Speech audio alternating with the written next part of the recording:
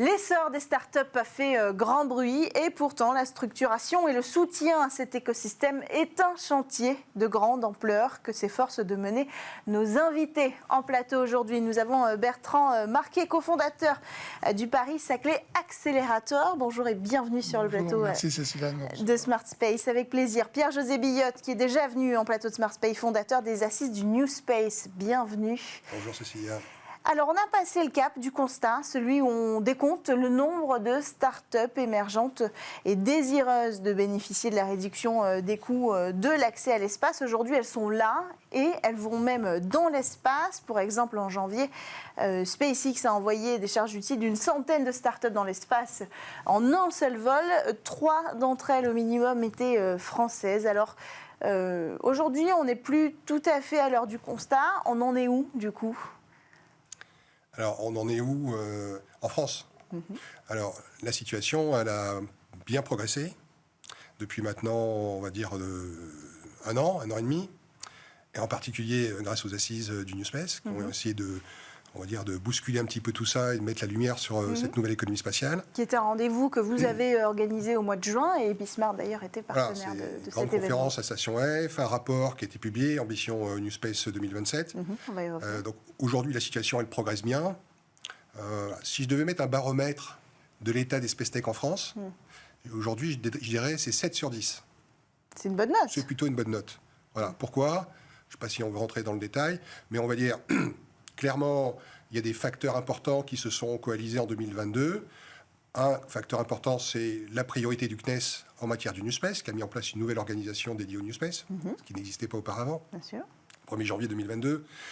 Les assises du New Space, qui était le grand projet qui a animé pendant 6 mois l'écosystème spatial, avec une grande consultation, une grande conférence, etc., un rapport. Et puis France 2030, qui a commencé à lancer des appels à propositions, à projets, qui sont déroulés, qui commencent à, on va dire, exploiter les budgets qui ont été affectés au spatial. Et la multiplication des space tech en France en grande quantité. Voilà. Donc je dirais, la tendance, elle est bonne, mais l'avenir est incertain, voilà, parce qu'il y a beaucoup de facteurs qui peuvent rentrer en ligne de compte et on va dire sur lesquels il faudra être vigilant. C'est notre travail de l'être. 7 sur 10 7 sur 10 aussi. On l'a vu, nous, on accompagne des startups, pas que dans le New Space.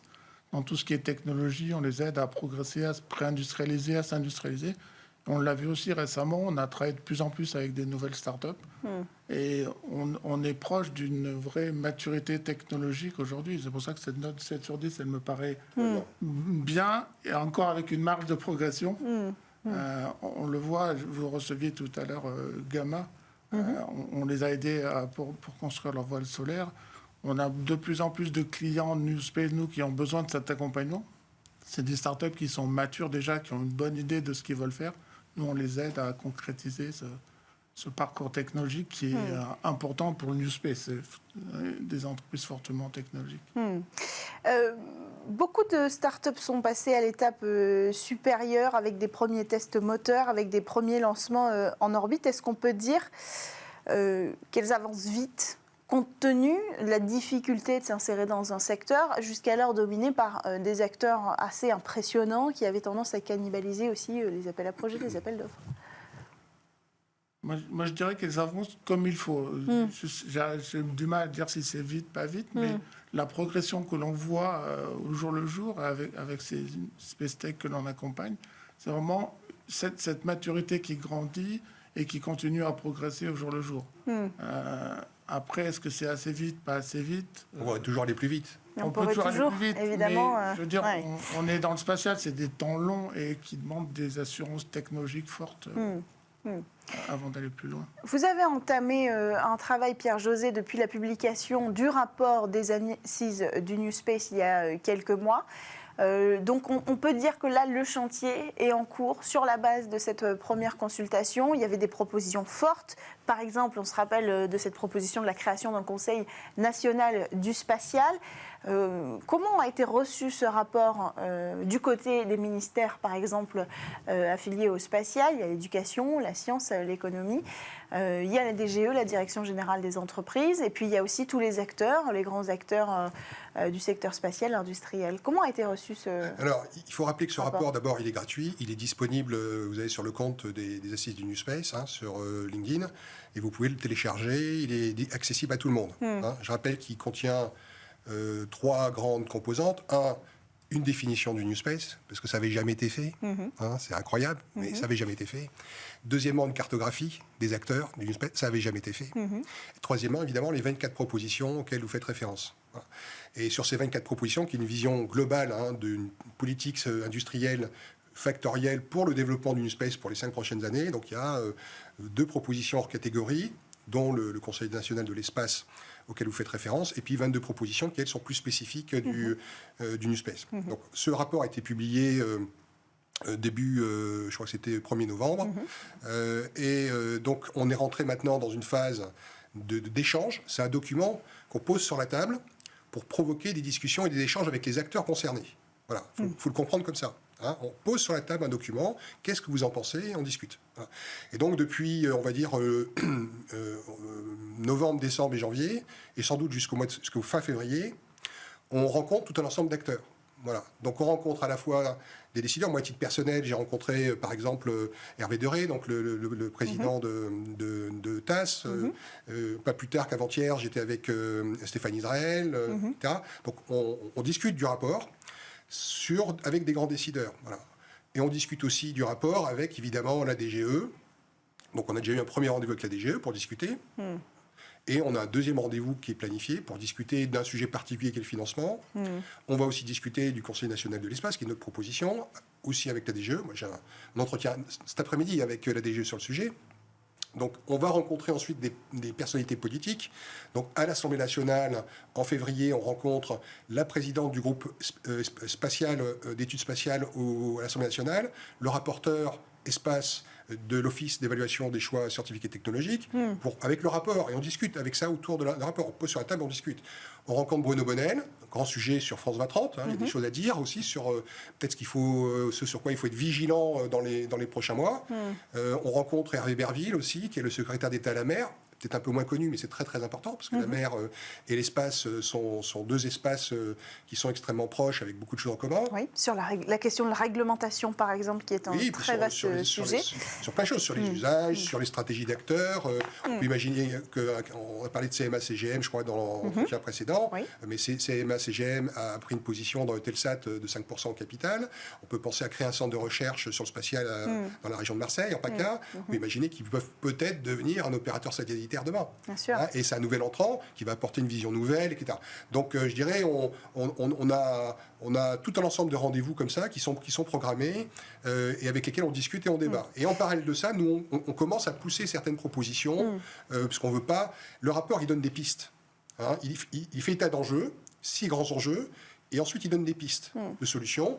Et ensuite, ces pistes-là, on en discute. Et ensuite, on commence à les pousser pour voir celles qui peuvent aboutir et sur lesquelles on va travailler pour les détailler. Voilà un peu la situation dans laquelle on est aujourd'hui. Et on fera un point à l'occasion des assises 2023 au mois de juillet. Bien sûr, qu'on suivra évidemment avec attention. Bertrand, à l'incubateur Paris-Saclay, est-ce que vous voyez une différence aujourd'hui avec ces nouvelles générations de start-up qui arrivent? Est-ce qu'on peut dire que ces premières vagues qui ont participé aux assises du New Space, qui ont participé à interpeller avec différents consortiums, avec des lettres publiques, les gouvernements, l'Union européenne, est-ce qu'on peut dire qu'elles ont damé le terrain? Et vous voyez une autre maturité aujourd'hui? Alors, nous, on reste une structure jeune, un peu comme le New Space en France. On a commencé il y a à peine 3 ans avec une première Space Tech qui était dans nos murs, qui a fait un premier test de moteur. Et là, on a vu l'accélération dont je parlais tout à l'heure technologique est flagrante, en fait. Les dossiers, les demandes d'assistance, de support technologique qu'on a sont beaucoup plus matures, sont beaucoup plus... ambitieuse à la fois mature et ambitieuse. On travaille avec Sirius, Latitude, etc. L'aspect micro-lanceur est vraiment quelque chose qui a maturé pendant ces 2 dernières années. Et je pense qu'on est proche d'un premier lancement d'un micro-lanceur français, peut-être cette année ou en début d'année prochaine. Alors ça, on espère voir ça avec attention. Il y a un gros sujet, c'est peut-être la priorité, vous allez me le dire tous les deux. Vous pouvez commencer, Bertrand, est-ce que c'est le financement ? Clairement, c'est des entreprises hautement technologiques qui ont besoin. On ne construit pas un moteur comme on construit une application ou une plateforme. Donc oui, fortement. Et on le voit, certaines startups qu'on accompagne ont, pour certaines, effectivement, cette problématique du financement. Mais le fait de les accompagner technologiquement est aussi une aide à avoir du financement. Quand vous pouvez produire une première preuve de concept, même si elle n'est pas complètement aboutie, va aider au financement derrière de cette start-up. Très important, le soutien des acteurs aussi institutionnels pour aller chercher du financement. Pourtant, ça fait quand même, depuis le lancement de cette émission, et puis avant sur Bismart, ça fait très longtemps qu'on parle du financement et du besoin de financer les startups. Est-ce qu'on a avancé ? Est-ce que c'est toujours au cœur du chantier ? Alors, le financement, c'est le sujet critique des 2 prochaines années. C'est-à-dire que, comme vous le savez, le financement, ça fonctionne par étapes. Donc, et aujourd'hui, les SpaceTech françaises, elles sont dans une phase relativement... excusez-moi de l'anglicisme, on dit early stage, c'est-à-dire qu'elles sont dans des phases assez précoces dans leur phase de développement. Mais de ce fait, elles sont décalées de plusieurs années par rapport aux SpaceTech américaines, dont la phase de early stage a eu lieu il y a déjà 3, 4, 5 ans, 6 ans. Oui, mais 10 ans. on voit, comme Bertrand le dit, que ça avance vite, qu'on a de plus en plus de proof of concept, d'essais moteurs pour Sirius. Enfin, il se passe des choses. On voit dans l'espace pour Gamma. Il y a un financement sur la partie early stage, voire un peu ce qu'on appelle la série A, donc des SpaceTech qui lèvent 1 million, 2 millions, peut-être même jusqu'à 10 millions. Ça, c'est la partie early stage. Mais l'enjeu, il est sur le développement, c'est la croissance derrière. Et c'est-à-dire que les entreprises vont avoir besoin de ce qu'on appelle de série B et de série C, de financement de série B, série C dans les 2 ans qui viennent. C'est là que tout va se jouer. Voilà. Et c'est-à-dire lever des dizaines de millions d'euros. Voilà. Sauf qu'aujourd'hui, à la fois parce qu'on a un tissu de financement, de fonds d'investissement qui est trop faible en France, on a 2 fonds. Aujourd'hui en France, c'est trop peu, avec des quantités qui sont faibles. Et en même temps, on va avoir des besoins très forts et un marché qui est en train de se retourner en termes de l'investissement. En 2022, le capital investissement mondial dans le spatial, il a baissé de 60%. C'est-à-dire qu'il s'est écroulé en 2022. Voilà. Et dans ce capital investissement global, évidemment, la partie investissement dans les SpaceTech, on va dire, on sort d'une période où l'argent était facile pour financer le spatial dans les 3 dernières années, ce qui a donné le phénomène des SPAC aux États-Unis, etc. Donc on levait énormément d'argent. Mais si je peux me permettre de dire, la fête, elle est finie, de l'argent facile, et c'était lié au problème des taux d'intérêt des banques centrales, qui étaient des taux d'intérêt négatifs, c'est-à-dire qu'on rémunérait l'emprunteur. On était marché sur la tête. Aujourd'hui, les banques centrales ont remonté leurs taux. Donc de fait, les fonds d'investissement maintenant les investisseurs mondiaux vont orienter leur argent plutôt vers d'autres produits que de l'investissement dans les entreprises, ce qui explique en partie l'écroulement du capital d'investissement dans le spatial en 2022. Alors qu'est-ce qu'on fait ? Et c'est maintenant qu'on a besoin de beaucoup d'argent. Donc vous comprenez je dirais la situation critique. Et donc ça veut dire que le baromètre dont je parlais tout à l'heure, on a 7 sur 10 aujourd'hui, mais on pourrait très bien être 0 sur 10 ou 1 sur 10 dans 2 ans. Donc c'est aussi clé que ça, parce que les entreprises, elles ont levé pour démarrer, mais le démarrage, c'est bien. Mais ce qu'on attend des SpaceTech françaises, c'est qu'elles deviennent des licornes, donc qu'elles puissent se développer au niveau international, faire de la croissance et devenir des licornes françaises dans le spatial. C'est ça le vrai enjeu pour tout le monde. Et pour faire ça, il va falloir qu'elles puissent avoir des séries B, séries C de 10, 50, 100 millions, 150 millions d'euros dans les 2 prochaines années. Aujourd'hui, on ne sait pas le faire. Voilà. Cassini, en Europe, apporte une réponse. Mais c'est un fonds de fonds, Cassini. Il a 2 problèmes. Un, c'est un fonds de fonds, mais s'il n'y a pas de fonds privés, parce que les acteurs privés ne veulent pas aujourd'hui créer des fonds dans le spatial pour financer ce besoin formidable, eh bien, Cassini aura de l'argent en caisse, mais il ne l'affectera pas. Il y a un deuxième problème, c'est qu'1 milliard sur toute l'Union européenne, c'est beaucoup trop peu. C'est beaucoup trop peu, ça devrait être 5-10 milliards. Est-ce que pour trouver des solutions, parce que l'idée c'est de comprendre quels vont être les outils utilisés dans le chantier que vous portez tous les deux, la solution ce sera la commande publique aussi, Bertrand ? Oui, c'est une des solutions. C'est pas la seule aujourd'hui. On manque de budget sur ce sujet-là ? Il y a 2 sujets. Il y a la commande publique, vous avez raison, c'est un grand sujet, et ensuite le capital investissement. Bon. Sur le capital investissement, sur la commande publique, c'est France 2030 qui peut travailler là-dessus. Mais qui a déjà commencé, qui a annoncé plusieurs lauréats et une série de commandes publiques. Il faut aller plus vite, parce que dans France 2030, on a prévu 100 millions par an pour les acteurs émergents. Il faut que ce montant-là, on l'utilise. Mais enfin, il s'est passé 1 an entre l'annonce de France France 2030 Voilà. et le premier appel d'offres, qui est quand même un délai Voilà, raisonnable. donc il faut veiller à ce que France 2030 mobilise bien, et c'est pour ça qu'on rencontre Bruno Bonnel aussi au mois de février sur le sujet. Donc, d'abord, il faut mobiliser les fonds, il faut déjà mobiliser fortement les fonds qui existent. Ça, c'est le premier point. Deuxièmement, sur la commande publique, c'est lié à des budgets. C'est pas facile aujourd'hui d'avoir des volumes de commandes publiques qui puissent faire que les space tech françaises puissent être concurrentes des space tech américaines qui reçoivent des commandes publiques gigantesques. Moi, je me rappelle d'une levée de fonds d'une société qui s'appelle Blue Task dans le Colorado. L'armée, il passait commande, il y avait 3 ans d'existence, et l'armée, il lui passe sur une commande de 280 millions de dollars. C'est-à-dire 3 fois presque France 2030 pour les acteurs émergents sur une seule commande. Donc là, c'est un sujet sur le capital investissement. Si on laisse faire le marché, on n'y arrivera pas. Si on dit on va attendre que les fonds privés se créent sur le spatial, on va attendre longtemps. Et pendant ce temps-là, les entreprises françaises, elles ne se financeront pas. Et tous ces beaux projets-là, finalement, qu'est-ce qu'ils feront ? Ils déposeront le bilan, ils se feront racheter par des space tech américaines, ils se feront racheter par des GAFAM ou par des grands acteurs industriels. Et on aura perdu cette belle génération d'entrepreneurs français. Donc je dirais, là, il y a un enjeu. On a fait une proposition. Nous, on dit il faut qu'il y ait une action volontariste de l'État de capital investissement qui vient dynamiser le marché privé de l'investissement. Voilà la proposition qui a été faite dans le rapport. Bertrand, ces startups, elles participent au chantier. Est-ce que quand vous les rencontrez, voilà, on a du early stage aussi, mais on a des startups qui arrivent à Paris-Saclay, désireuses de participer à ce chantier-là, de construire un écosystème français, mais aussi peut-être européen. Ça peut être le dernier sujet qu'on aborde, ce chantier au niveau européen.